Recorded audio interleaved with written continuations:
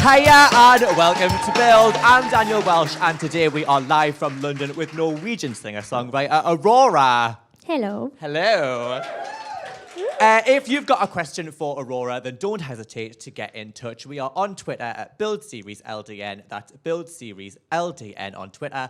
Or if you're watching live on Facebook, then put a comment in the video that you're currently watching, and we'll do our best to get that to Aurora before the end of the interview. Aurora, hello, welcome to Build. Thank you. I'm so happy you're here. So we're here to talk about your new single, Queendom, the imaginatively titled Queendom. What can you tell us about the song? Well, it's just the beginning to this new chapter we're heading into of my book of life, and it's meant to be just a celebration of us and how different we are, but also equal, you know, and it's about women, of course, men also, and animals and children and the earth, just everything that's alive. Well, the lyrics there's a real feeling of kind of togetherness and community about it. What inspired you to write the song?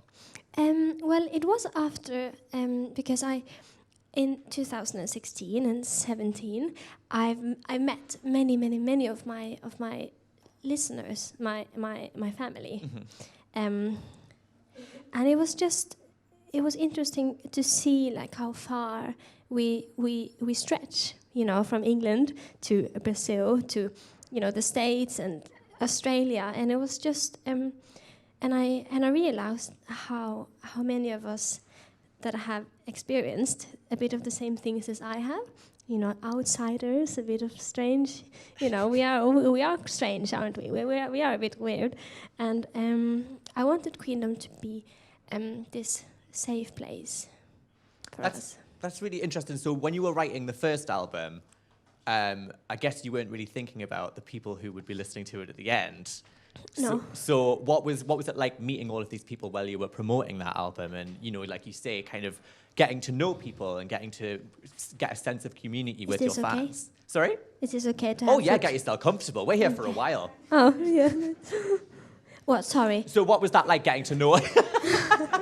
What was that like, kind of getting to know people? Was that like surprising to you, kind of hearing everyone's experiences? No, it's just lovely. I love hearing about, you know, all the stories and the different, you know, we are so deep. And normally when you meet people, you're only allowed, you know, to see the first layer, maybe the second, of that person. And I'm so lucky to be able to meet people and go straight to like the inner things they have in their hearts. It's so special, and it's such a beautiful way to meet humans. Yeah. It makes you love them. Us. I mean, I'm also a human, of course. Yeah, that sounded very external.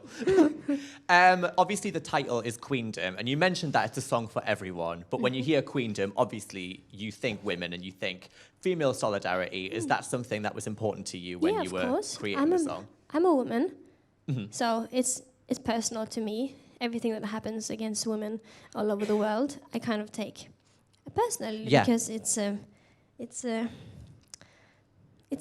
sad. Yeah. You know, but also Queendom. It's very important for me that everyone knows that it's, you know, it's not only for women.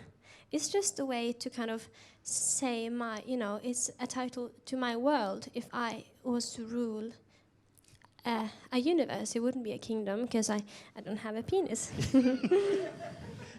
You heard it here first, people. You mentioned the kind of the mistreatment of women and the sad things that are happening, but also Queendom, the track, it's a celebration. Was that also important to be like, listen, there are bad things, but we need to kind of rise above it and celebrate as well? Yes, because I don't really think it really reaches us the same way, because I don't think we like being told, like, you need to care more about this, you know, as an above and down, you know, that, oh, you know, we need to be better at this and that and to care more, and, you know, that happens all the time to us, though we get to, you know, read and about things we're not doing enough for. So it's just nice to kind of say it, to care about things in a fun way. Yeah.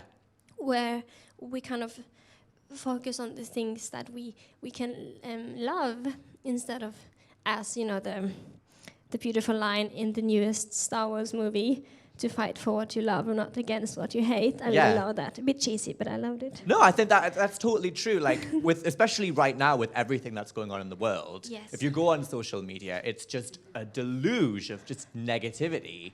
So it is nice to kind of be able to hear like an important message that is put to you in a kind of joyful way. Yeah, because it is just love, and I can't really see love being projected in a negative way. Vasco Slays on Twitter, fabulous name. He says, you were talking about if you were to rule, if you were to have your own queendom, and he wants to know, how would you describe that queendom visually? I think it would look a lot like Rivendell from Lord of the Rings. That's where, you know, the fairies live. I wouldn't mind living there. Nice. We just had a little look at the video, and we've got this fabulous, this is the single artwork, is that correct? You're obviously a very visual artist. You know, you've got a very distinct look. You've got a very distinct look in your videos and your artwork and things. When you're making music, is that something you're thinking about as well, or is that something that comes later? Everything is very connected. Yeah. I know immediately what kind of colors is connected to a song and a melody. You know, you see most things in colors, and emotion has a color, and you know, a lyric and everything, for me at least. So it's very instant, everything. The hard part is to make it into the truth, or like to make a true interpretation of your own imagination, and kind of get it out there beyond my own body, if that makes sense. No, that's absolutely. But it's really fun, and I'm just really I'm really curious, and I want to try everything. In terms of like your visuals and your music videos and your style as well, who are your kind of big influences? Who are the people that you... I don't really like... I don't know. I think, of course, I get influenced by everything I see. It can be just people I see on the street. Oh, there's me. It's just people I see on the street. Music I hear, and food you eat, and, you know, traveling, seeing different... how the culture is, and I love old traditional things, like how we dressed, like you know, the Vikings and the warriors, and also a lot of African culture. I think is beautiful, in, you know, and all the sides of it, the music and the you know, and also I'm quite into Japanese and Chinese kind of traditional clothing. So it's just like, I don't know, I like what I like, and it can change a lot from a day. Like I said earlier that I hate pink, and I'm wearing pink today. So I don't know, I'm very inspired by how I feel on the inside. Well, I mean, it's important not to limit yourself, isn't it, in terms of like, oh, I don't like pink, so I can't ever wear pink again. No. Yeah. No, if I change my mind, I will wear pink. Well, I'm glad you did, because those are some cracking trainers you got on Aurora. If I didn't say the one so. I have on the video, they got poop in them, so I had to wear these. No questions. No, just kidding. Can we just chat a little bit more about Queendom? Because you said you wrote it for the fans. How has the reaction been? Did it have the reaction that you wanted when it finally got out there into the world? Yes, definitely. And it's very exciting, because, you know, I don't like dividing people, because, you know, we are very similar. Yeah. But it has kind of made a clear division in my fans also, and also in the, you know, the difference between my fans and also the rest of the world. And I think sometimes people don't understand me that well, or understand the music, or the, you know, the hands and why, what, you know. And but it's been very nice to see. It's very nice to challenge people a bit more. And I've always said a lot of things in my music, but now I'm being a bit more direct, so it's easier to get like a first impression in, okay, that's what the song is about. But if you listen and you'll know and you'll see into it, you'll know that it's about much more than what it seems, you know, with the first meeting. So it's exciting to see the people who really dive into it and to see that they find more, they find many different things and beauty. And you see the other people that, I think are a bit more lazy, that doesn't really dive into music. They just see the first. Yeah, first top layer. But that's also, we need both. And I think I've had kind of 50-50 mixed kind of people who said, oh, feminism, you're a left side puppet or whatever. They, like, oh, Yeah. That's my best impression of them. It's pretty spot on, to be honest with you, Aurora. But it's I like that it's challenging people a bit more. Mm-hmm. It's boring if everyone loves it, and I love you guys who love it. That's brilliant.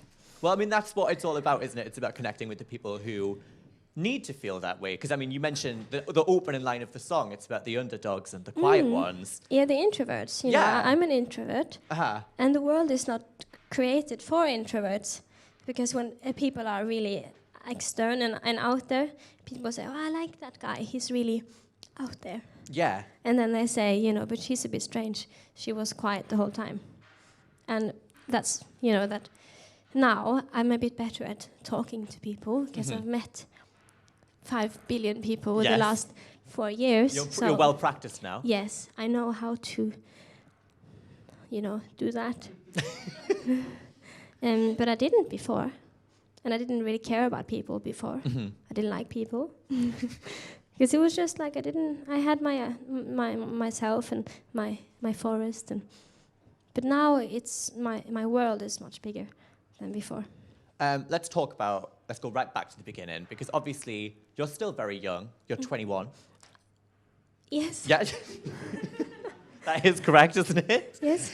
You're 21, which you started out really, really young. Was performing and singing something that you always had an interest in, even when you were a child? Not performing. Oh, really? No. I didn't perform before I was 16, I think. After my management found me and said, do you want to become an artist? And I said no. But then I changed my mind because of my mother. She said that I should share what I have in here with people. But I didn't really have the need to perform. I just like to write because it made me feel divine.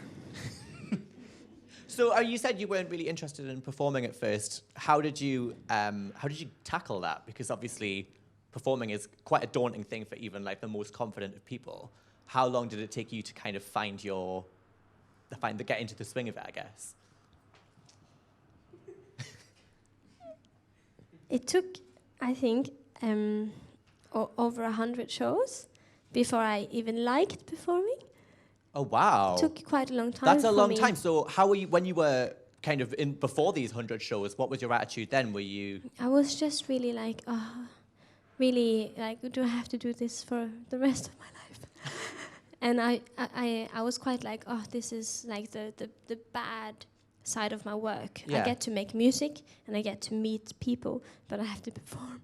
That was kind of like the part of my job or a hobby.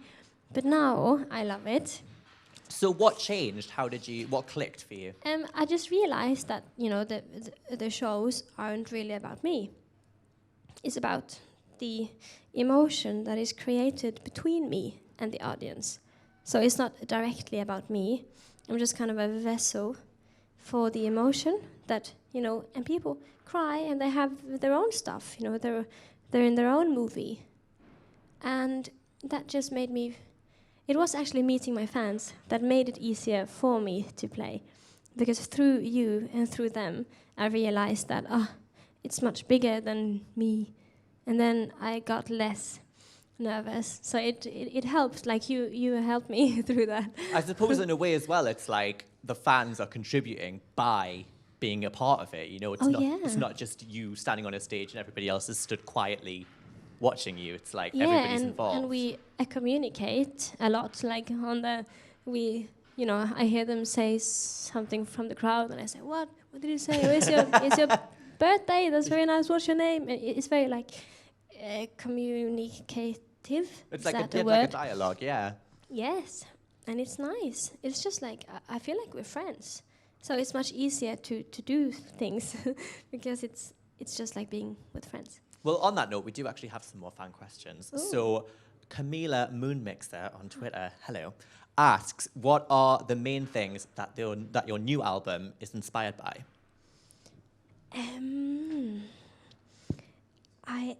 The new album is very inspired by kind of the first was a bit more narrow, you know. I have the little moth on the cover, Yeah. the small things, and it was about like emotions that I had felt through, you know, the age of 9 and until then, and also, you know, a bit more narrow, I guess, about people and about, you know, dealing with their own demons and stuff like that. But this album is just a bit more wide. The perspective is a bit wider. It's kind of like I'm just taking a step back from the world and myself. Yeah. So it's just, you know, it's a bit, the arms of this album kind of stretches longer, if that makes sense. I think that's often the case with artists, is that the first album will be about you and about your experiences and your things that you want to get across. And then you'll go through the touring period and the promotion period. And like you've mentioned, meeting fans and finding out the impact you've had.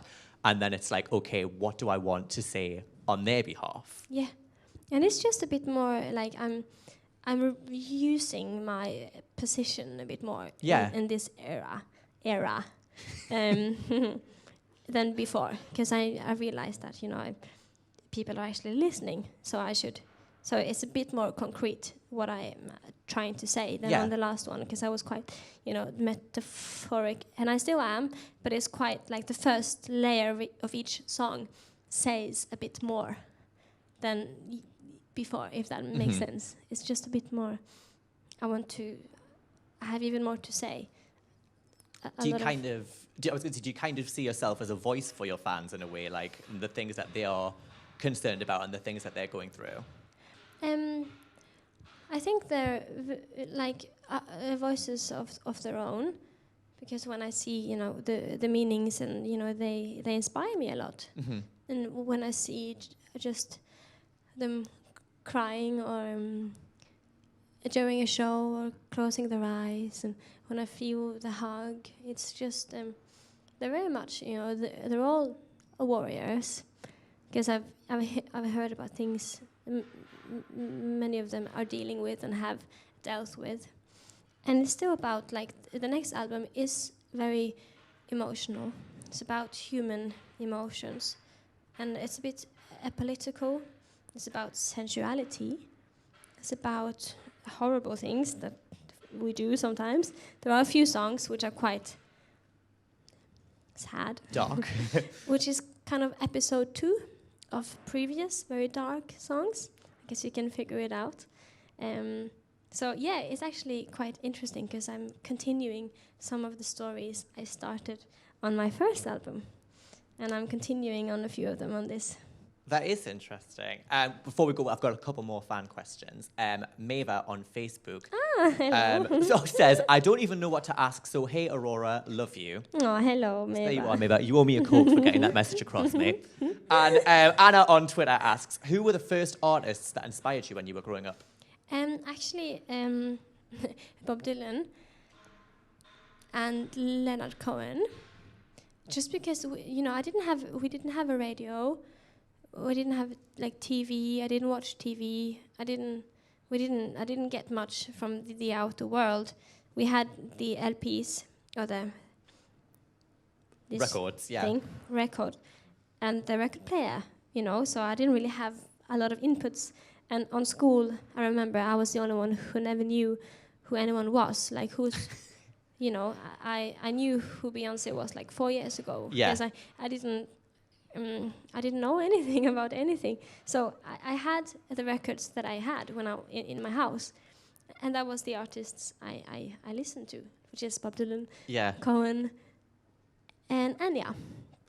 Amazing. What a trio.